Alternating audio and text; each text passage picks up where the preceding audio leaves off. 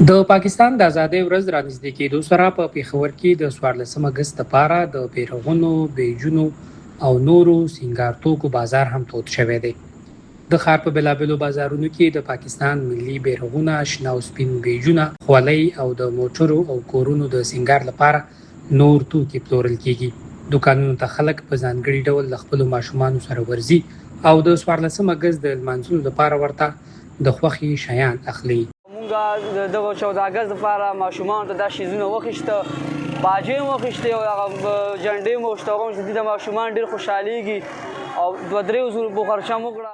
د خلکو په وینا د 14 اګست په مناسبت د کورونو، موټرو او دوکانونو د سینګار لپاره هم بېلابېل توکي اخیستل کېږي. دوکانداران وایي د ازادۍ ورځې له رانږدې کېدو سره د دې توکو پیرودونکي زیات شوي دي. دلته هولسیل زموږ کار دی چې موږ په پرچون باندې هم خرڅوو، بار سټال لګېدلی، دلته هولسیل هم زموږ کار دی. او بل دا مالونه چې کوم دي زموږ دا په چاینا نه راځي، هلته نه امپورټ کېږي. او 13 کال نه 100 کال کاروبار ډېر ښه دی چې صرف 14 اګست په نسبت باندې خلک خوشحالۍ سره 14 اګست مناوی لګیا دي او پرجوش مناوی دي. د ماشومانو لپاره بیا د 14 اګست ځانګړي توکي د لا زیاتې پاملرنې وړ دي. ماشومان د خپلې خوښې بیرغونه او بیجونه اخلي او د ازادۍ ورځ لمانځلو ته تیاری نیسي.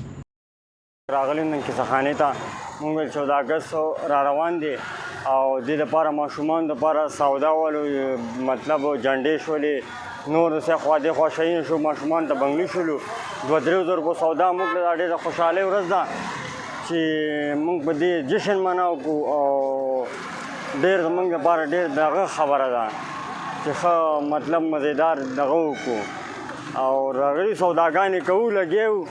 په داسې حال کې چې د 14 اګست ورځې ته یو څو ورځې پاتې شوي دي، په پېښور کې د ازادۍ ورځې اړوند توکو بازار لا هم د خلکو په پیرودلو ګرم دی. خلک وایي د ملي بیرغونو او نورو توکو له لارې غواړي د پاکستان د ازادۍ ورځې خوشحالي له خپلو کورنیو او ماشومانو سره شریکه کړي. د کیمرمن بي ارشد سره سلمان یوسفزی، شال نیوز، پېښور.